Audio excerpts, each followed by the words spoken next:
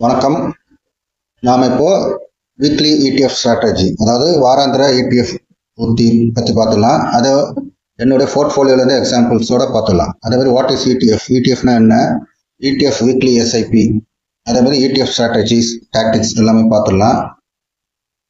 ETFன்றது exchange traded fund, அதாவது ஒரு collection of செக்யூரிட்டிஸ்னா ஒரு 10-15 ஷேரோட கலெக்ஷன். அது எல்லாத்தையும் சேர்த்து ஒரு யூனிட்டாக டெய்லி மார்க்கெட்டில் பை அண்ட் செல் பண்ணலாம். கிட்டத்தட்ட மியூச்சுவல் ஃபண்ட் மாதிரி தான். ஆனால் மியூச்சுவல் ஃபண்டில் ஒரு நாளைக்கு ஒரு வாட்டி தான் நம்ம செல் பண்ணணும்னா நம்ம யூனிட் செல் பண்ண முடியும். பை பண்ணுறது ஒரு வாட்டி பை பண்ணால் நிறையவும் பை பண்ணலாம். ஆனால் market full timing from 9:15 to 3:30 வரைக்கும் பண்ண முடியாது. ஆனால் ETF ஷேர் மாதிரியே நம்ம எப்போ வேணால் பை அண்ட் செல் பண்ணலாம் அந்த ட்ரேடிங் ஹவர்ஸில். அதேமாதிரி இதுதான் ட்ரேடிங். மியூச்சுவல் ஃபண்டில் ஒரு நாளைக்கு ஒரு வாட்டி NAV வேல்யூ வரும். நீங்கள் எப்போ விற்றாலும் அந்த பர்டிகுலர் டேயில் ஒரே ஒரு NAV வேல்யூ தான். ஆனால் ETFல ஷேர் மாதிரியே மேலே கீழையும் அதோட வேல்யூ இன்க்ரீஸ் ஆகும், டிக்ரீஸ் ஆகும். ஸோ லைவாக இருக்கும் அந்த 6 ஹவரில்.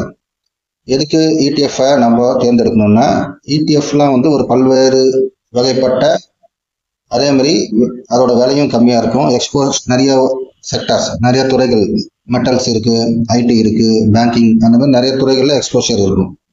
நீங்கள் இப்போ ரெடியூசிங் ரிஸ்க், அதாவது ரிஸ்க்கு ரொம்ப கம்மியாகும். ஆனால் நீங்கள் ஒரு ஷேரை வாங்கி அது திடீர்னு ஒரு 50 ரூபாய் 10%, 15% குறைஞ்சா அதோட போர்ட்ஃபோலியோ வேல்யூ ரொம்ப அடி வாங்கும். இதே நீங்கள் ETF வாங்கினா ஓரளவுக்கு அதுலேருந்து தப்பிக்கலாம். அதோட எக்ஸாம்பிள் தான் இது, லைவ் எக்ஸாம்பிள். இது ஆல்ரெடி நான் ரிலீஸ் பண்ண வீடியோ. இது ஆட்டோ ETF. அதாவது டாடா மோட்டார்ஸ் பார்த்தீங்கன்னா 30ஆம் தேதி ஜூலை பார்த்தீங்கன்னா ஒரு 10 ஷேர் வாங்கியிருந்தா 1162 ரூபாய். அதுக்கு ஈக்குவலண்ட் அமௌண்ட்டுக்கு ஆட்டோ ETF வாங்கினீங்கன்னா அதோட வேல்யூ ரைட் ஹேண்ட் சைடு நீங்கள் போட்டிருக்க நீங்கள் பார்க்கலாம். மறுபடியும் 30ஆம் தேதி ஆகஸ்ட் ஒரு ஆவரேஜ் பண்ணுறீங்க, ஆல்மோஸ்ட் சேம் அமௌண்ட் ரெண்டுமே. 1ஆம் தேதி அதோட மதிப்பை பார்த்தீங்கன்னா டாடா மோட்டார்ஸ் கம்மியாக இருக்குது. அதாவது 15% டவுன் 30ஆம் தேதியிலேருந்து, ஜூலைலேருந்து. அதே ஆட்டோ ETF பார்த்தீங்கன்னா உங்களுக்கு ப்ராஃபிட் 711 ரூபாய். அந்த வீடியோ கூட என்னோட பிளேலிஸ்ட் இருக்கும், டீட்டெயில்டாக எக்ஸ்பிளைன் பண்ணியிருப்பேன், நீங்கள் போய் பார்க்கலாம். ஸோ இன்னைக்கு ஆஸ் ஆன் டேட் பார்த்தீங்கன்னா டாடா மோட்டார்ஸோட இன்வெஸ்ட்மெண்ட் வேல்யூவும் ஆட்டோ ETF இன்வெஸ்ட்மெண்ட் வேல்யூ பார்த்தீங்கன்னா 11% டவுன் ஆட்டோ ETF. வேற டாடா மோட்டார்ஸ் பார்த்தீங்கன்னா 14%. ஆக்சுவலி இன்னைக்கு பார்த்தீங்கன்னா டாடா மோட்டார்ஸ் ஒரு 3% ஏறவே இது 14% காமிக்குது. இல்லைன்னா 17%, 18% டவுனாக இருக்கும். ஸோ உங்களுக்கு இந்த ரிஸ்க் கொஞ்சம் கம்மியாகும். ஒரு ஸ்டாக்கை வாங்கி அது சடார்னு இறங்கினா அது ஆவரேஜ் பண்ணுறதும் கஷ்டம். ஆனால் ETF வாங்கினா உங்களுக்கு ஆவரேஜ் பண்ணுறது கொஞ்சம் ஈஸியாக இருக்கும். அதே மாதிரி வர்த்தகம், அதோட ட்ராக்கிங் எரர். எதை ட்ராக் பண்ணணும்னா இண்டெக்ஸ். இப்போ ஆட்டோ ETF மேலே பார்த்தீங்கன்னா அது நிஃப்டி ஆட்டோ இண்டெக்ஸை ட்ராக் பண்ணணும். நிஃப்டி 50 நிஃப்டி BS ETF இருக்கும். நிஃப்டி ஒரு இண்டெக்ஸையும் ஒரு செக்டர் ETF ஃபாலோ பண்ணணும். அதே மாதிரி பார்த்தீங்கன்னா ஒரு இது முக்கிய துறை இல்லை சந்தையில் கவனம் செலுத்துகின்றன. அதோட ஃபீஸ் சார்ஜஸ் பார்த்தீங்கன்னா ETF ஓரளவுக்கு ஆப்ரேட்டிங் எக்ஸ்பென்ஸ்லாம் கம்மியாக இருக்கும். மியூச்சுவல் ஃபண்ட் பார்த்தீங்கன்னா அரௌண்ட் 1% எக்ஸிட் லோடு வைப்பாங்க. ஸோ நீங்கள் ஒரு 10,000 ரூபாய்க்கு நீங்கள் எக்ஸிட் பண்ணுறீங்கன்னா அது ஒரு 100 ரூபாய் சார்ஜஸ் வரும். ஆனால் இதே ETFல போனீங்கன்னா ஷேர் மாதிரி தான். நிறைய இது ப்ரோக்கரேஜஸ்லாம் இப்போது காஸ்ட் ரொம்ப கம்மி பண்ணியிருக்காங்க ப்ரோக்கரேஜ் வேல்யூ. ஸோ ஒரு 25 ரூபாய்க்குள்ள அதோட எக்ஸ்பென்ஸ் ETF வேல்யூ கம்மி, அதாவது ஃபீஸ் கம்மியாக இருக்கும். இப்போ பார்த்தீங்கன்னா வீக்லி ETF எப்படி பண்ணலாம், அது மூலமாக எப்படி ப்ராஃபிட் பண்ணலாம், அதை டிஃப்ரெண்ட் ஐடியாஸ், ஸ்ட்ராட்டஜிஸ் இருக்குது. நான் என்ன ஃபாலோ பண்ணுறேன் என்னோட போர்ட்ஃபோலியோவில் பார்த்துடலாம். ஸோ இது எதுக்காகனா வீக்லி பண்ணும்போது இது மேபி ஷார்ட் டேர்ம் இன்வெஸ்டர்ஸ்க்கு கொஞ்சம் ரொட்டேஷன் பணம் வேணுன்றவங்களுக்கு இது ரொம்ப பெனிஃபிட்டாக இருக்கும்.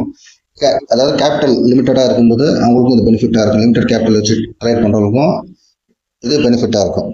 ஸோ தட் இந்த மார்க்கெட் ஃப்ளக்சுவேஷன்ஸ்லாம் மேலேயும் கீழே போகிறதுலாம் இது ஓரளவுக்கு ஈவன் அவுட் பண்ணிடும். நீங்கள் மந்த்லி SIP பண்ணும்போது ஒருவேளை அந்த பர்டிகுலர் டேட்டா மார்க்கெட் ஹையாக இருக்கும், ஆனால் ஒரு வாரத்துலேயே இறங்கிடும் மார்க்கெட். ஸோ அதெல்லாம் ஈவன் அவுட் பண்ணி வீக்லி பண்ணும்போது ஓரளவுக்கு உங்களுக்கு அந்த ஃப்ளக்சுவேஷன்ஸை கணக்கு எடுத்துக்கும். செக்டார் ரொட்டேஷன் ஸ்ட்ராட்டஜி, நீங்கள் வெறும் நிஃப்டி BSனா நிஃப்டி 50, இல்லை பேங்க் நிஃப்டினா பேங்க் நிஃப்டி, பேங்க் BS, அந்த மாதிரி ஒரு ETF மட்டும் இன்வெஸ்ட் பண்ணால் ஓரளவுக்கு அது சம்டைம்ஸ் ஒரு லாபகரமாக இருக்காது. ஸோ ரொட்டேஷன் பண்ணணும். அதுவும் வீக்லி SIP ஆப்போசிட் செக்டர்ஸ். இப்போ பார்த்தீங்கன்னா ITயும் ஃபார்மாவும் கிட்டத்தட்ட ஒரே ஃபாரின் எக்ஸ்சேஞ்ச் ரிலேட் பண்ணது. அது ஒரு துறை, ஒரே மூமெண்ட் ஒரே மாதிரி இருக்கும் கிட்டத்தட்ட. அதுக்கு ஆப்போசிட்டாக பார்த்தீங்கன்னா பேங்க்கு, நிஃப்டி பிஎஸ், ஆயில் இடிஎஃப் அதெல்லாம் பார்த்தீங்கன்னா ஆப்போசிட். அந்த மாதிரி ஆப்போசிட் செக்டார்ஸில் இருக்கிற இடிஎஃப்பை நீங்கள் கன்சிடர் பண்ணி வீக்லி எஸ்ஐபி போடணும். இதோட எக்ஸாம்பிள் எப்படி பார்த்தீங்கன்னா, இப்போ ஐடிபிஎஸ் பார்க்குறீங்க மேலே செப்டம்பர் 23 பார்த்தீங்கன்னா என்ன லெவலில் இருந்ததோ ஆல்மோஸ்ட் அந்த லெவலுக்கு இப்போது வந்துடுச்சு மேலே. ஸோ நீங்கள் வீக்லி எஸ்ஐபி பண்ணியிருந்தீங்கன்னா ஓரளவுக்கு உங்களுக்கு ஆல்மோஸ்ட் பிரேக் ஈவன் லெவலோட கொஞ்சம் மேலேயே வந்துருக்கலாம் ஐடிபிஎஸ் பார்த்தீங்கன்னா. இதே நிஃப்டி பிஎஸ் பார்த்தீங்கன்னா டவுன் சைட் தான். நீங்கள் என்னதான் வீக்லி எஸ்ஐபி பண்ணியிருந்தாலும் உங்களுக்கு அந்த செப்டம்பர் 23 என்ன லெவல் இருந்ததோ அதோட கம்மியாக தான் இருக்குது. ஸோ மைனஸாக தான் போயிருக்கு அந்த போர்ட்ஃபோலியோ, ஐ மீன் உங்களோட நிஃப்டி பிஎஸ் ஓட வேல்யூ. இதே ஐடிபிஎஸ் நீங்கள் வீக்லி பண்ணியிருந்தீங்கன்னா ஆல்மோஸ்ட் பிரேக் ஈவன் இல்லை ப்ளஸ்லேயே கொஞ்சம் போயிருக்கலாம், சான்ஸ் இருக்குது. இதே நீங்கள் எம்எஸ்பி டாப்னா S&P 500 ETF, அதாவது யூஎஸ் மார்க்கெட் S&P 500 ETF, அது பிரேக் அவுட் ஆகி பார்த்தீங்கன்னா ஆல்மோஸ்ட் ஒரு 20-25% மேலே போயிருக்கு. ஸோ இதை வீக்லி ETF பண்ணியிருந்தீங்கன்னா உங்களுக்கு நல்ல ஒரு லாபம் கிடைச்சிருக்கு. பிஎஸ்யூ பேங்க் பிஎஸ்யும் பார்த்தீங்கன்னா இது ஒரு ETF பிஎஸ்யூ பேங்க், அதுவும் பார்த்தீங்கன்னா நல்ல ஒரு செப்டம்பர் 22 டவுன் ஆனால் கூட டவுனில் நீங்கள் ஆவரேஜ் பண்ணியிருப்பீங்க, நிறைய நம்பர் ஆஃப் ETFs நிறைய கிடச்சிருக்கும். ஏன்னா அதோட வேல்யூ கம்மியாக இருக்குது ETF வேல்யூ. இப்போ பார்த்தீங்கன்னா கொஞ்சம் அபவ் ப்ளஸ்லேயே போயிருக்கு. ஸோ இதனால தான் நீங்கள் ஒரு ETF நம்பி போகக்கூடாது.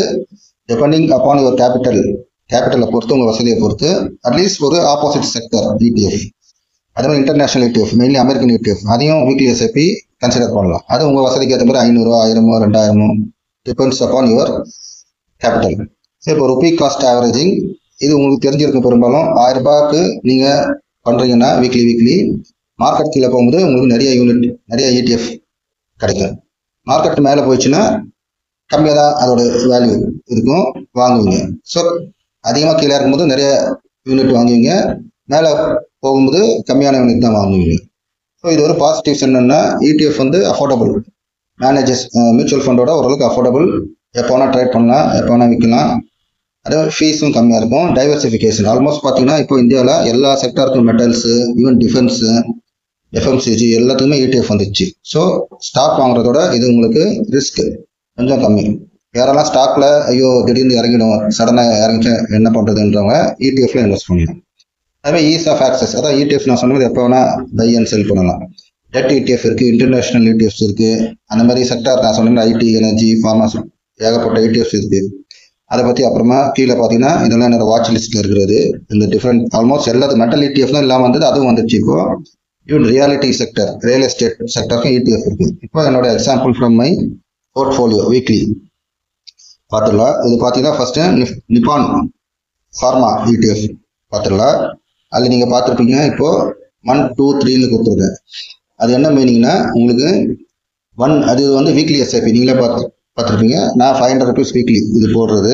ஸோ 5 குவான்டிட்டி வரும், 5 நீங்கள் பார்க்கலாம், 5 குவான்டிட்டி. இப்போ நிப்பான் ஃபார்மா பார்த்தீங்கன்னா 23 ETF உங்களுக்கு. அது வந்து வீக்லி எஸ்ஐபி, அந்த அமௌண்ட் 500 rupees 23. அந்த டேட்டெல்லாம் நீங்கள் பார்த்துக்கலாம் கீழே 7th month. அது முன்னாடிலேருந்து கூட பண்ணுறேன், பட் இது ஸ்க்ரீன்ஷாட்டுக்காக உங்களுக்கு. இது அதில் பார்த்தீங்கன்னா என்னோட ஸ்ட்ராட்டஜி ஒரு 5% வீக்லி எஸ்ஐபி பண்ணிகிட்டே வருவேன். அட்லீஸ்ட் ஒரு 5% வரணும். இல்லை மார்க்கெட் சடனாக இறங்குற மாதிரி இருந்தால் அந்த மாதிரி ஒரு டார்கெட் பேஸ்டாக இருக்கும். ஸோ 1 பார்த்தீங்கன்னா 23 ETF, 2 பார்த்தீங்கன்னா 21 ETF. ஸோ அந்த பையிங் ஆவரேஜ் ருபி ஆவரேஜ் 21.04 வந்து பையிங் ரேட் 1. மார்க்கெட் வந்து அப்போது கம்மியாக இருக்குது ETF value. So 2 unit extra கிடச்சிது. இதே 22.3 ETFோட அன்னைக்கு டேட்டோட வேல்யூ பார்த்தீங்கன்னா நெக்ஸ்ட் வீக்கு 22.3. ஸோ கொஞ்சம் அதிகமாக இருக்குது. ஆல்மோஸ்ட் பார்த்தீங்கன்னா ₹1 கிட்ட எக்ஸ்ட்ரா போகவே அந்த யூனிட்டை வாங்குகிற ETF யூனிட் வந்து 21 கம்மி பண்ணியிருக்கு. ஸோ அதிகமாக இருந்தால் கம்மியாகும். பொதுவாக நம்ம எந்த பொருள் அதிகமாக இருந்தாலும் கொஞ்சம் சிக்கனமாக இருப்போம். அந்த மாதிரி தான் அதோட கான்செப்ட். ஸோ 1, 2 இதுதான் கான்செப்ட். 3 பார்த்தீங்கன்னா இதுலேயே ஒரு வீக்லி இன்வெஸ்டிங் என்ன பண்ணணும்னா நல்ல ஒரு பெட்டர் ரிட்டர்ன்ஸுக்கு திடீர்னு இப்போ பார்த்தீங்கன்னா 23.55 ஆக்சுவலாக பார்த்தீங்கன்னா அந்த மாதிரி வரும்போது மார்க்கெட்டில் நான் 20 யூனிட்ஸ் வாங்கியிருக்கேன். ஆக்சுவலாக என்னென்னா ரீசன் பார்த்தீங்கன்னா அப்போது என்னதான் ஒரு டிப் வருது சின்னதாக, அன்றைக்கி தேதியில் ஒரு டிப் ஆகிருக்கும். என்றைக்கெல்லாம் வந்து சடனாக ஒரு டிப் ஆகுது, 1%, ஒரு 2%, 3% இருக்கும்போது அடிஷ்னலாக வாங்கிடுறது. இது என்னோட அடுத்த கோல்டு சில்வர் பிஎஸ்ல டீட்டெயில் தான் புரியும்.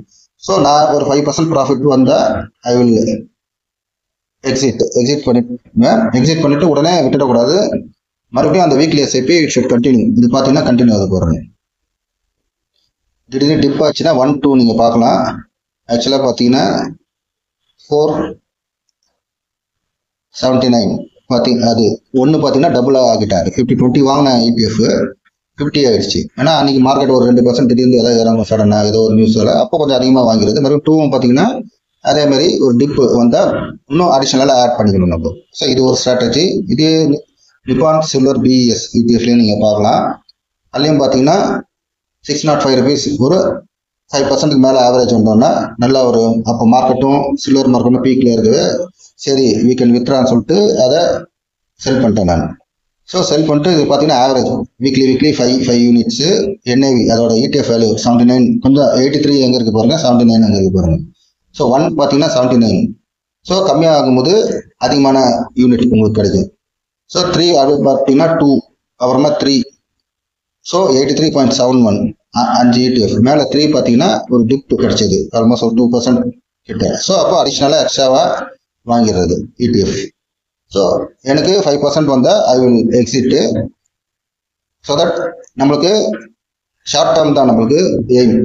மேபி லாங் டேர்ம் பீப்புள் இருக்கலாம், அவங்க பெட்டர் மியூச்சுவல் ஃபண்டில் லாங் டேர்முக்கு போனால். இடிஎஃப்லாம் we can go for short term. So when there's a sudden dip add more. பார்த்தீங்கன்னா 1லாம் பார்த்தீங்கன்னா 5 ETF தான் இது. ஆக்சுவலாக பார்த்தீங்கன்னா நிப்பான் சில்வர் என்னோட வீக்லி எஸ்ஐபி பிளான் அது. If there is a sudden dip அது 12 ETFs I will make it. அதே மாதிரி பார்த்தீங்கன்னா 2 பார்த்தீங்கன்னா 27 ETFs, 3 பார்த்தீங்கன்னா 40. ஸோ வெனவர் இதில் மெயின் அட்வான்டேஜ் என்னென்னா உங்களுக்கு ரொட்டேஷன், உங்களோட மணி லாக் ஆகாது, ரெகுலராக ப்ராஃபிட்ஸ் புக் பண்ணுவீங்க. Maybe you can keep 10% profit கூட நீங்கள் வச்சுக்கலாம். ஸோ ஒவ்வொருத்தரோட எய்ம் அது குறிக்கோளை வச்சு இது மாறும். ஸோ வீக்லி எஸ்ஐபி பண்ணிகிட்டே இருக்கணும். அதில் சடனாக ஒரு டிப் வரும்போது திடீர்னு 2-3% மார்க்கெட் இருக்கும்போது இன்னும் எக்ஸ்ட்ராவாக அதில் மணியை ஆட் பண்ணணும். உங்களுக்கு சே 5%ஓ இல்லை 10%ஓ இல்லை ஒரு 500 ரூபாவோ 1000 2000 லாபம் வந்தால் நீங்கள் ஒரு டார்கெட் ஃபிக்ஸ் பண்ணிட்டு கம்ப்ளீட்டாக எக்ஸிட் ஆகிடணும். அதே சமயம் உங்களுக்கு ஃபர்தராகவும் அந்த எஸ்ஐபியை டிஸ்கண்டினியூ பண்ணாமல் you have to continue. So இது மூலிமா நீங்கள் பார்த்தீங்க என்னோட போர்ட்ஃபோலியோவில் இப்படி தான் நான் பண்ணுறேன். ஸோ தட் என்னோட கேபிட்டல் வில் பி ரொட்டேஷனுக்கு யூஸ் ஆகும், ப்ராஃபிட்டும் அப்பப்போ லாக்இன் பண்ணிடுவேன். ஸோ இந்த வீடியோ பிடிச்சிருந்தா தயவுசெய்து ஷேர் பண்ணுங்கள், சப்ஸ்கிரைப் பண்ணுங்கள், லைக் பண்ணுங்கள். Without fail. தேங்க்யூ.